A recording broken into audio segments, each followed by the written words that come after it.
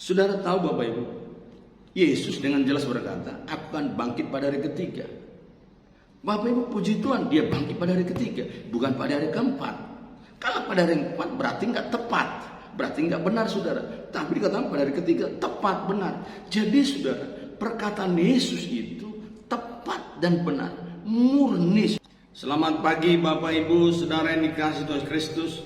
Selamat Paskah bagi kita semua orang yang percaya pada Tuhan Kristus Tuhan kita. Sebelum kita mendengarkan firman Tuhan, mari kita berdoa. Kiranya Tuhan Yesus menyertai menolong kami untuk mendengarkan firman-Mu. Dalam nama Tuhan Yesus kami berdoa, haleluya. Amin. Pagi ini Bapak Ibu saudara yang dikasihi Kristus, saya akan menyampaikan firman Tuhan dengan tema kebangkitan Yesus. Bapak Ibu, persoalan teologi yang menjadi selalu yang dipersoalkan adalah persoalan kematian dan kebangkitan Yesus. Persoalan soteriologi dan kristologi. Saudara, bahkan di dunia ini juga dipersoalkan. Apakah Yesus mati? Apakah Yesus bangkit, saudara? Ada orang berkata Yesus tidak mati, tapi Yesus itu pingsan, Yesus itu diraibkan, saudara. Bahkan ada orang berkata, saudara, Yesus itu tidak bangkit, Yesus itu, saudaraku, dicuri oleh murid-murid. Kita kalau melihat di Alkitab dikatakan dusta agama. Mereka membayar uang 30 keping perak pada penjaga-penjaga supaya dikatakan Yesus tidak bangkit, saudara. Uang ini bisa membuat orang berdusta, saudara. Makanya hati-hati dengan uang. Dengan uang orang bisa berdusta, saudara. Alkitab mencatat akar segala kejahatan adalah cinta uang. Oleh karena itu kita harus waspada tentang uang. Kita harus mengatur uang, bukan uang yang mengatur kita, saudara-saudara. Bapak Ibu, orang berkata Yesus tidak dibangkitkan, itu hanya mitos para murid-murid, itu hanya cerita para murid-murid, saudara, supaya orang meyakini bahwa ada hidup kekal bagi murid-murid. Ini adalah teori-teori yang salah, saudara. Tapi mari kita melihat fakta Alkitab yang mengatakan bahwa Yesus itu mati dan bangkit. Saya beritahu kepada kita, satu kebenaran dikatakan benar, saudara, jika kebenaran itu disaksikan, dibuktikan lebih dari satu orang. Alkitab kita mencatat, saudara, tentang kematian dan kebangkitan Yesus ditulis lebih dari satu orang, saudara. Injil telah menulis, para penulis Injil telah menuliskan tentang kematian dan kebangkitan Yesus. Baik Matius, Markus, Lukas dan Yohanes maupun Rasul Paulus, saudara, dia menuliskan tentang kematian dan kebangkitan Kristus. Dia memberikan pemahaman teologis tentang kematian dan kebangkitan Kristus. Hari ini mari kita melihat fakta Alkitab tentang kebangkitan Yesus Kristus Tuhan kita. Lukas mencatat itu dalam Lukas pasal 24. Demikian firman Tuhan. Tetapi pagi-pagi benar, pada hari pertama minggu itu mereka pergi ke kubur membawa rempah-rempah yang telah disediakan mereka. Mereka mendapati batu sudah terguling dari kubur itu, dan setelah masuk mereka tidak menemukan mayat Tuhan Yesus. Sementara mereka berdiri termangu-mangu karena hal itu, tiba-tiba ada dua orang berdiri dekat mereka memakai pakaian yang berkilau-kilauan. Mereka sangat ketakutan dan menundukkan kepala. Tapi kedua orang itu berkata kepada mereka, "Mengapa kamu mencari dia yang hidup di antara orang mati? Ia tidak ada di sini, ia telah bangkit. Ingatlah apa yang dikatakannya kepada kamu ketika masih di Galilea, yaitu bahwa anak manusia harus diserahkan ke tangan orang berdosa dan disalibkan, dan akan bangkit pada hari ketiga." Maka teringatlah mereka akan perkataan Yesus itu, dan setelah mereka kembali dari kubur, mereka menceritakan semuanya itu kepada ke-11 murid dan kepada semua saudara yang lain. Perempuan-perempuan itu ialah Maria dari Magdalena dan Yohana dan Maria ibu Yakobus dan perempuan-perempuan lain juga yang bersama-sama dengan mereka memberitahukannya kepada rasul-rasul. Tapi bagi mereka perkataan-perkataan itu seakan-akan omong kosong, dan mereka tidak percaya pada perempuan-perempuan itu. Sungguh pun demikian, Petrus bangun lalu cepat-cepat pergi ke kubur itu. Ketika menjenguk ke dalam, ia melihat hanya kain kapang saja. Lalu ia pergi dan ia bertanya dalam hatinya, apa kiranya telah terjadi. Bapak Ibu saudara yang dikasihi Kristus, Lukas dengan tegas mencatat, saudara, bahwa Yesus telah bangkit, saudara. Apakah arti kebangkitan? Saudara, dalam bahasa Yunani, arti bangkit itu, saudara, atau kebangkitan egeiro anastasis. Artinya, saudara, bahwa saudara, tubuh saudara sudah lepas dari kematian. Artinya, saudara, tubuh dihidupkan kembali, tubuh dilepaskan dari jurang maut, saudara, dan sekarang memperoleh hidup. Meskipun saudara-saudara, pada waktu Lazarus mati, Yesus membangkitkan. Ada juga perempuan yang mati, Yesus bangkitkan, saudara. Kebangkitan Lazarus dan perempuan, saudaraku, yang dibangkitkan Yesus berbeda dengan kebangkitan Yesus. Kebangkitan Lazarus memang dilepaskan, saudaraku, dari kematian itu. Dia memperoleh hidup, tetapi dia mati lagi, saudara. Tetapi Yesus, dia bangkit, dia lepas, saudaraku, dari kematian itu, saudara. Tubuhnya dihidupkan kembali. Jurang maut tidak bisa menahan dia, saudara. Dan Yesus tidak masuk lagi pada jurang maut itu. Yesus tidak mati lagi, saudara. Disitulah perbedaan kebangkitan Yesus dan kebangkitan yang dibangkitkan Yesus, saudara, sebelum dia, saudaraku, meninggalkan pelayanan, atau saudara sebelum dia naik ke surga. Lazarus dibangkitkan Yesus, tapi berbeda dengan kebangkitan Yesus Kristus. Nah, Bapak Ibu saudara yang dikasihi Kristus, kita melihat fakta-fakta Alkitab, saudara, bahwa Yesus bangkit. Bagaimana, saudara-saudaraku, Lukas mencatat kubur itu, saudara, yang ditutup dengan batu, diguling, saudara. Kubur itu terbuka dan mayat Yesus ada di sana, saudara. Inilah yang ditipu orang, saudara. Dikatakan Yesus tidak bangkit, Yesus dicuri murid-murid. Bagaimana mungkin mereka bisa, saudaraku, menggulingkan batu itu, saudara? Itu sudah hanya digulingkan oleh kuasa Tuhan yang luar biasa, saudara. Malaikat Tuhan menyaksikan itu. Ada 2 malaikat di sana menyaksikan tentang kebangkitan Yesus. Perempuan-perempuan yang datang juga menyaksikan, saudara, bahwa Yesus tidak ada lagi di kubur itu, saudara. Bapak Ibu yang dikasihi Kristus, mari Bapak Ibu percayalah bahwa Yesus telah bangkit. Rasul Paulus berkata, kalau Yesus tidak dibangkitkan, sia-sialah iman kita. Sia-sialah pemberitaan, saudara, para pemberita-pemberita Injil. Sia-sialah semua firman yang disampaikan oleh para hamba Tuhan kalau Yesus tidak bangkit, Bapak Ibu. Tapi puji Tuhan, Yesus bangkit pada hari ketiga. Mari kita melihat, saudara, ya, tentang makna kebangkitan Yesus Kristus. Saya akan, saudara, membaca daripada Lukas 24 ayat, saudara, ayat 5. Mereka sangat ketakutan dan menundukkan kepala. Tetapi kedua orang itu berkata pada mereka, mengapa kau mencari dia yang hidup di antara orang mati? Ia tidak ada di sini, ia telah bangkit. Ingatlah apa yang dikatakannya kepada kamu ketika ia masih di Galilea. Bapak Ibu saudara yang dikasihi Kristus, malaikat itu berkata kepada perempuan-perempuan itu, mengapa kau mencari orang yang hidup di antara orang mati? Mengapa kamu mencari dia yang hidup di antara orang mati? Saudara-saudara, luar biasa ini pernyataan ini. Berarti kita bisa memahami, saudara, Yesus tidak bisa ditahan kematian. Yesus telah mengalahkan maut. Yesus telah mengalahkan jurang maut, saudara. Orang yang berdosa yang masuk jurang maut. Benar, saudara, dosa manusia telah ditimpakan kepada Tuhan Yesus. Tapi Yesus tidak ada dosanya, Bapak Ibu. Dia menanggung dosa kita. Dia masuk ke jurang maut, saudara. Kuburan tidak bisa menahan dia, Bapak Ibu, karena dia tidak ada dosa, saudara. Dosa kita yang dikuburkan, saudara-saudara. Dan dia bangkit mengalahkan maut itu, saudara. Ini memberikan pengharapan bagi kita bahwa ada kebangkitan tubuh orang mati, Bapak Ibu. Mari kita melihat apa yang disampaikan oleh Rasul Paulus di 1 Korintus pasal 15. Demikian firman Tuhan. Jadi bila mana kami beritakan bahwa Kristus tidak dibangkitkan dari antara orang mati, bagaimana mungkin ada di antara kamu yang mengatakan bahwa tidak ada kebangkitan orang mati?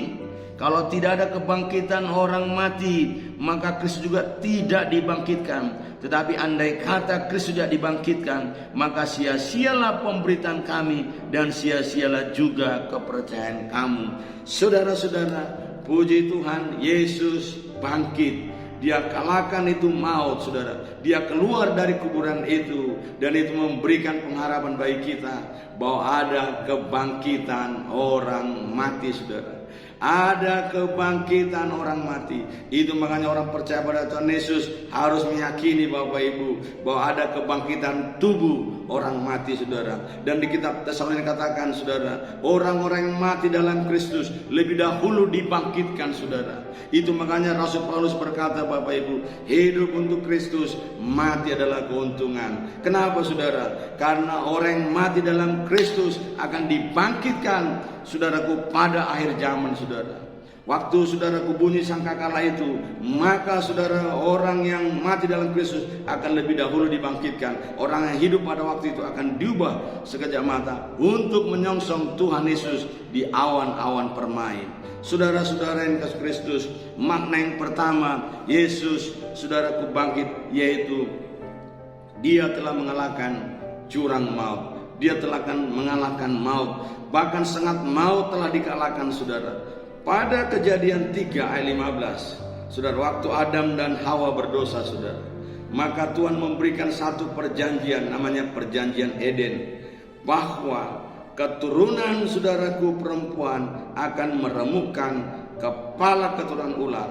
Keturunan ular meremukkan tumit daripada keturunan perempuan. Saudara-saudara, siapakah keturunan perempuan yang sudah, saudaraku, dijanjikan pada Kejadian 3:15? Itulah Yesus Kristus Tuhan. Yesus Kristus Tuhan telah meremukkan kepala keturunan ular. Yesus telah meremukkan sengat maut itu, saudara. Karena sengat ular ada di kepalanya, saudara. Dan Yesus sudah kalahkan itu. Mari kita melihat itu di 1 Korintus 15. Dikatakan, Bapak Ibu, 1 Korintus 15 ayat 55. Hai maut, di manakah kemenanganmu? Hai maut, di manakah sengatmu? Sengat maut ialah dosa, dan kuasa dosa ialah hukum Taurat. Tapi syukurlah kepada Allah yang telah memberikan kepada kita kemenangan oleh Yesus Kristus Tuhan kita. Saudara-saudara, sengat maut telah dikalahkan. Itu makanya orang percaya pada Tuhan Yesus, dia bernyanyi, ku menang bersama Yesus Kristus Tuhan. Ku menang bersama Yesus. Kuasa maut telah dikalahkan, saudara. Oleh karena itu, orang percaya pada Tuhan Yesus tidak mungkin ada di jurang maut, saudara-saudara. Di kitab Yohanes 11 berkata, saudara, 25, dia berkata kepada Maria dan kepada Marta, Maria, Marta, kalau kau percaya kepadaku, maka engkau akan memperoleh kebangkitan, saudara. Mari kita lihat sebentar itu di Yohanes pasal 11. Luar biasa, saudaraku, pernyataan Yesus ini bagi orang-orang percaya kepadanya. Dikatakan, saudara, dalam Yohanes 11 kepada Maria dan Marta ayat 25, demikian firman Tuhan. Jawab Yesus, akulah kebangkitan dan hidup. Barang siapa percaya kepadaku, ia akan hidup walaupun ia sudah mati. Dan setiap orang yang hidup dan yang percaya padaku tidak akan mati selama-lamanya. Percayakah engkau akan hal ini? Luar biasa, Bapak Ibu. Dan setiap orang yang hidup dan percaya padaku tidak akan mati selama-lamanya. Percayakah engkau akan hal ini? Oh, luar biasa, Bapak Ibu. Saudara, percayakah kita bahwa orang yang sudah ada dalam Kristus, saudara, tidak akan mati selama-lamanya? Itu berarti, saudara, bagi Tuhan Yesus tidak ada konsep kematian, saudara, tapi yang adalah hidup. Yesus berkata, aku datang supaya mereka memperoleh hidup dan hidup yang berkelimpahan. Walaupun, saudaraku, kita akan meninggalkan dunia ini, tubuh terpisah dari, saudara, roh kita, saudara. Roh kita terpisah dari tubuh kita. Tubuh kembali kepada tanah, tapi roh kita kembali kepada Tuhan Yesus Kristus. Kembali, saudaraku, memperoleh hidup yang kekal. Itu makanya dikatakan, akulah kebangkitan dan hidup. Saudara, kata aku ego ini, tidak ada lagi, saudaraku, di luar aku. Akulah kebangkitan itu. Akulah hidup. Jadi kalau kau ingin memperoleh hidup, kau ingin memperoleh kebangkitan, sudah percayalah kepadaku. Mari, saudara, kita datang percaya pada Tuhan Yesus Kristus. Kata Yesus, akulah kebangkitan, tidak ada yang lain. Jangan cari kebangkitan di luar aku. Jangan cari hidup di luar aku. Pasti kau tidak temukan, saudara. Hanya dalam Yesus ada hidup. Di dalam Yesus ada, saudara-saudaraku, kebangkitan. Oleh karena itu, mari saya dorong kita semua pendengar dimanapun, saudara, bangkitlah. Karena Yesus sudah bangkit. Majulah, saudara. Kobarkanlah karunia pelayananmu, saudara. Berkobar-kobarlah rohmu. Karena Yesus sudah bangkit.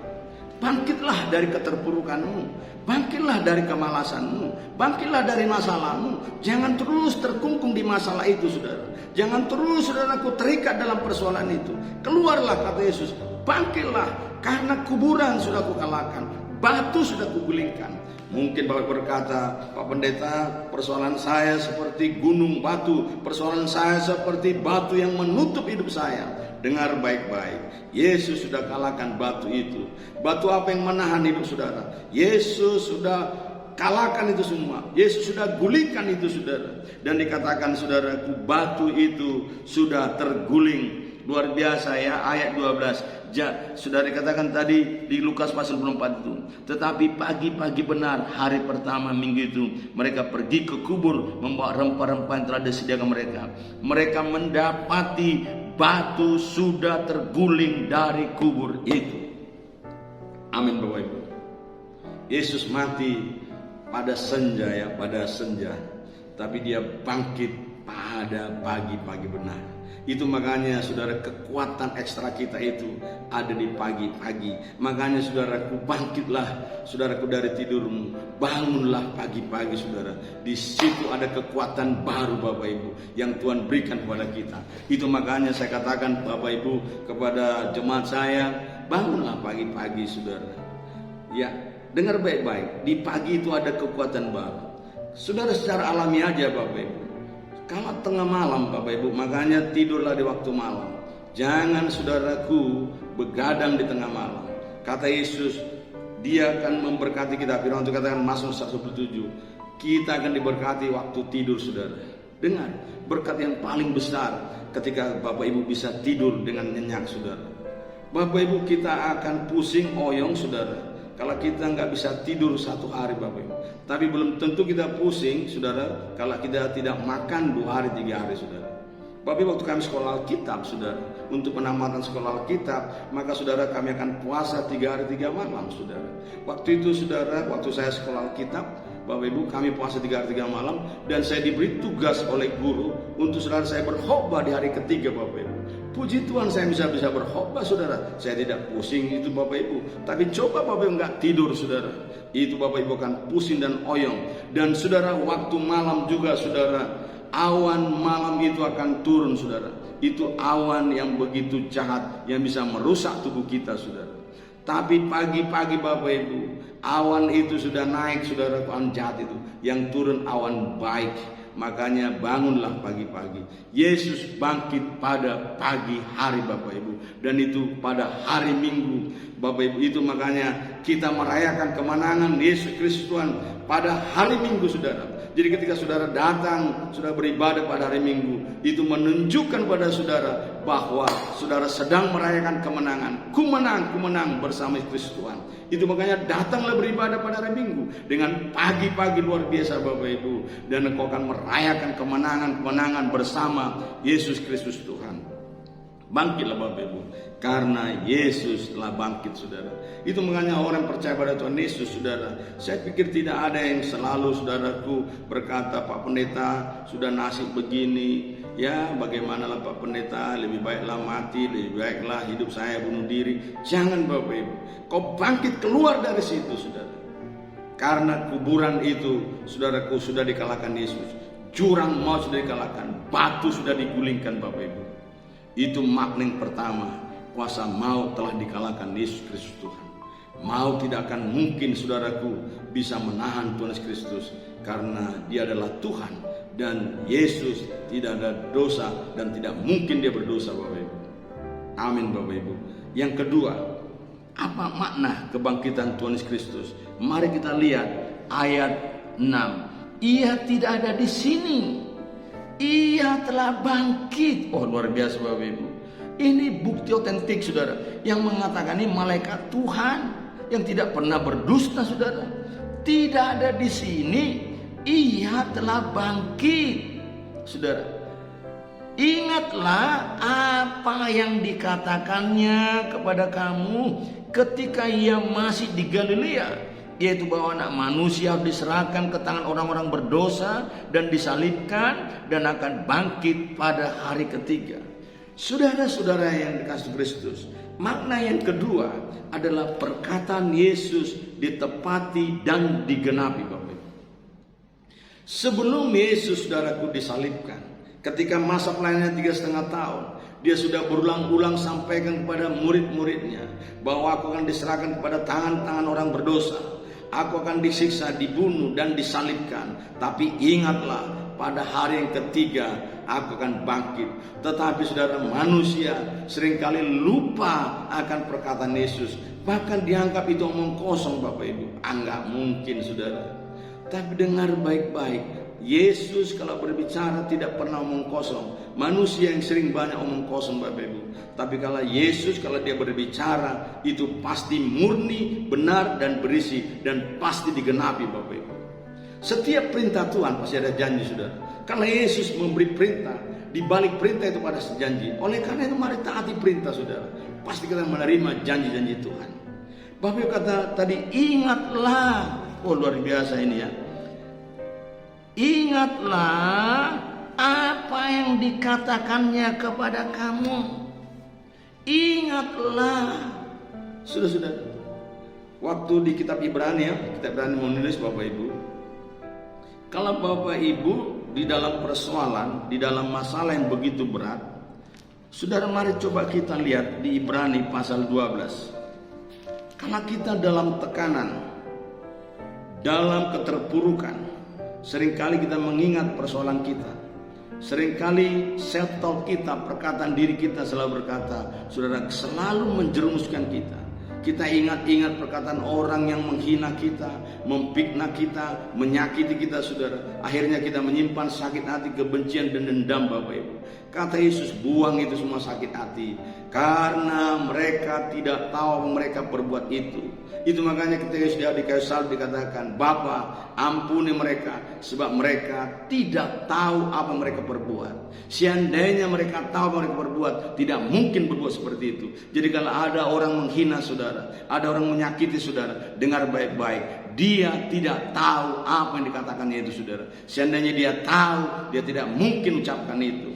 Oleh karena itu ketika kita dalam tekanan, apa yang kita lakukan? Yang disampaikan oleh Ibrani pasal 12. Saudara-saudara, dengar baik-baik.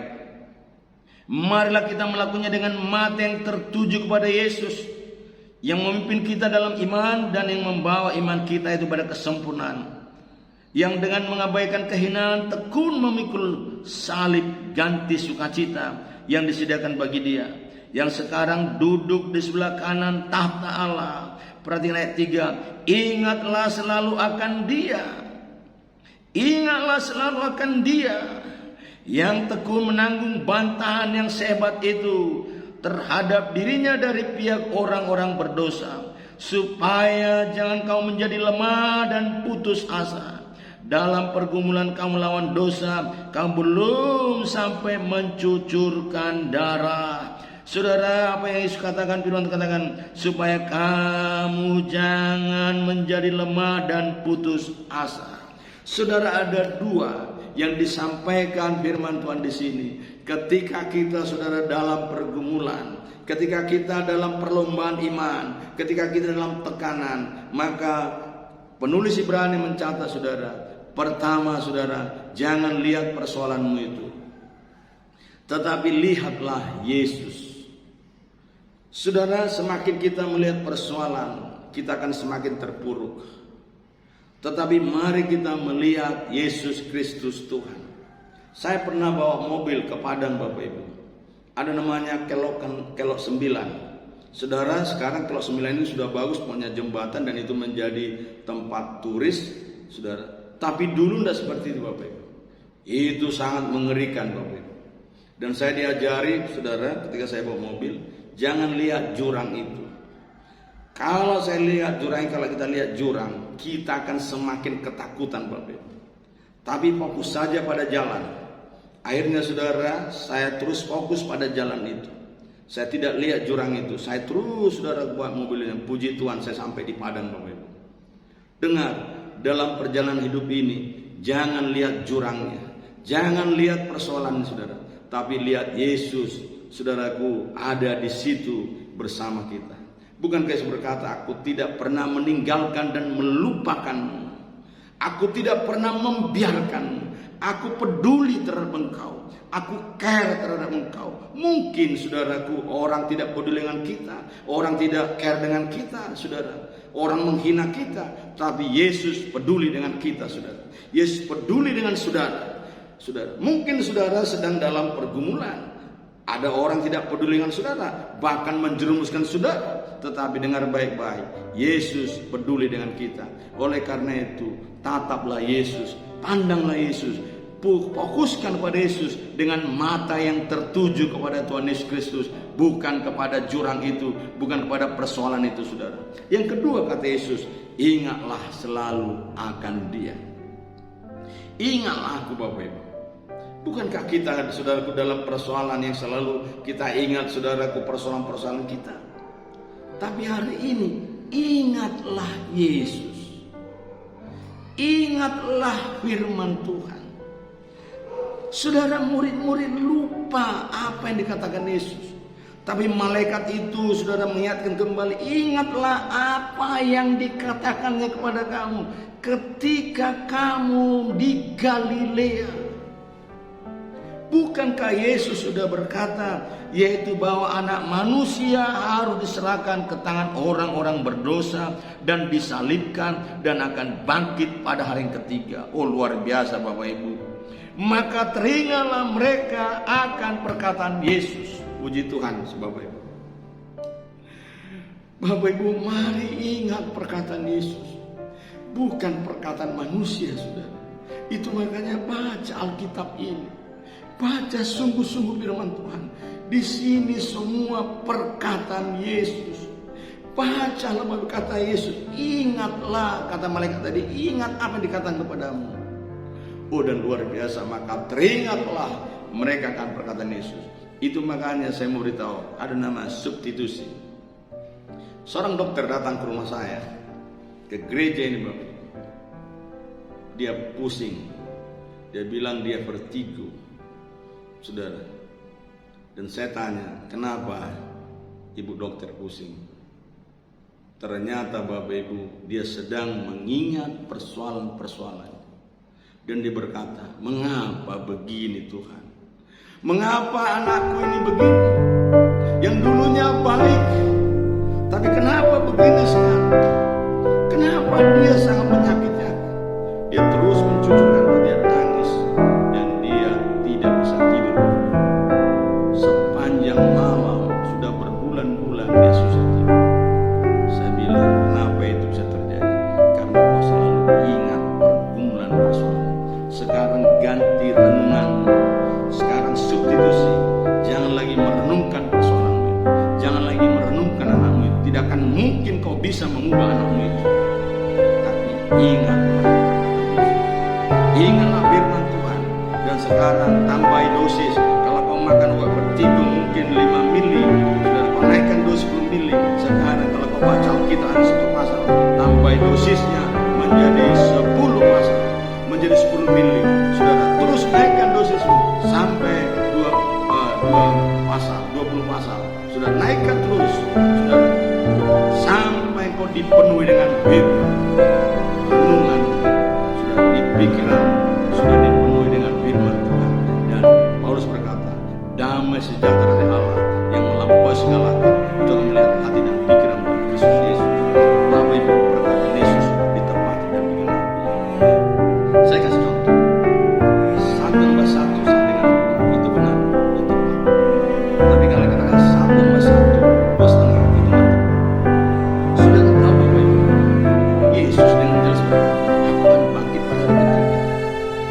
Bapak Ibu, puji Tuhan, dia bangkit pada hari ketiga, bukan pada hari keempat. Kalau pada hari keempat berarti nggak tepat, berarti nggak benar, saudara. Tapi kata pada hari ketiga tepat, benar. Jadi saudara, perkataan Yesus itu tepat dan benar, murni, saudara. Emas aja, saudaraku, yang dilebur ya dalam api 6.000 derajat Celcius untuk kemurnian emas, Bapak, itu pun tidak sampai 100%. Mungkin LM ya paling 96%, saudara.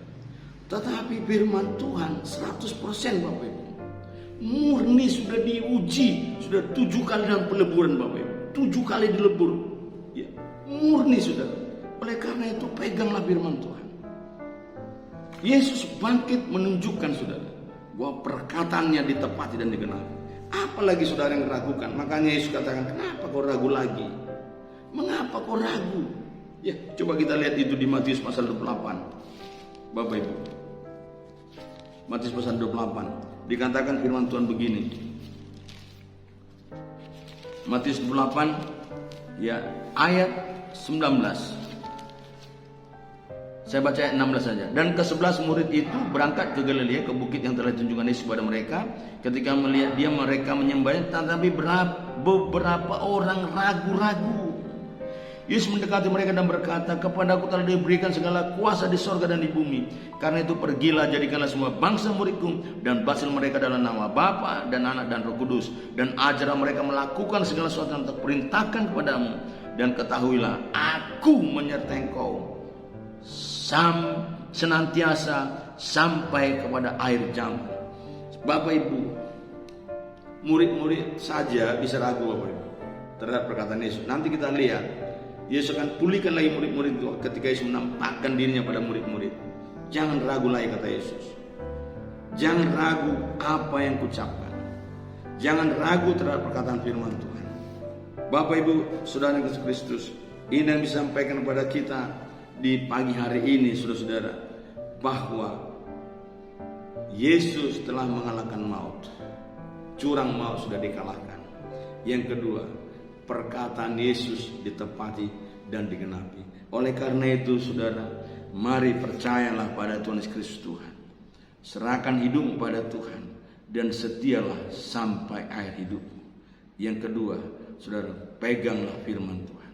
Ingatlah perkataan Yesus. Ingatlah firman Tuhan. Jangan ragukan terhadap perkataan Tuhan. Satu kata pun sudah jangan kau ragukan. Pasti ya dan amin, saudara. Bapak Ibu, saya akan akhiri apa yang dikatakan oleh Polikarpus, saudara. Ketika dia diperhadapkan dengan api, saudara, dengan goreng itu, saudara, minyak goreng itu. Karena pada waktu itu dia sedang menginjil di daerah-daerah komunis. Dia ditangkap, saudara. Dan dikatakan, Polikarpus, sangkal Tuhan, kalau enggak kau akan dibakar di minyak goreng ini. Tapi Polikarpus bilang begini, 86 tahun aku melayani Tuhan, sedetik jua pun Tuhan tidak pernah menyangkal aku. Apakah karena minyak goreng ini aku menyangkal Yesusku? Tapi dengar baik-baik, kalau kau tidak percaya pada Tuhan Yesus, engkau bisa membakar tubuhku, dalam 5 menit aku mati, tetapi rohku ada di sorga. Tapi kalau kau tidak percaya, maka kau akan dibakar di api neraka selama-lamanya. Oleh karena itu, pegang komitmen kepada Tuhan Kristus. Yesus sudah bangkit. Oleh karena itu, bangkitlah bersama Yesus Kristus Tuhan. Lakukanlah perkara-perkara besar bersama Yesus Kristus Tuhan. Tuhan Yesus memberkati kita. Puji Tuhan. Haleluya. Amin.